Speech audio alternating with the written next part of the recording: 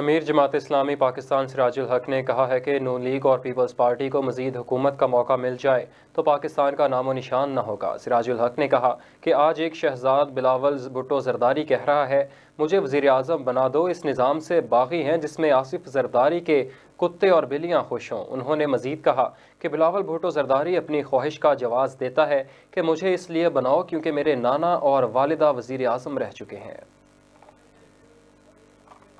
یہ لاہور کا جاتی عمرہ کا خاندان، لاڑکانے کا خاندان،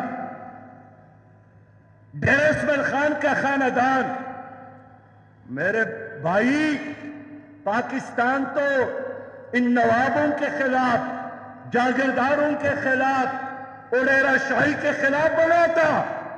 قاضی اعظم کوئی نواب نہیں تھا، اڈیرا نہیں تھا، جاگیردار نہیں تھا۔ جو کچھ ان کے ساتھ تھا بھی تو انہوں نے پاکستان کے تعلیمی اداروں کو ڈونیٹ کیا تھا۔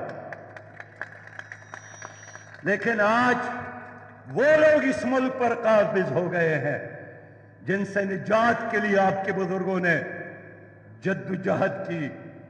میں یہی بات آج آپ سے عرض کرنا چاہتا ہوں کہ اس نظام کو بدلنا ہے، لیکن اس نظام کو بدلنے کے لیے توپ اور ٹینک اور بندوق کی ضرورت نہیں ہے، ووٹ کی ضرورت ہے۔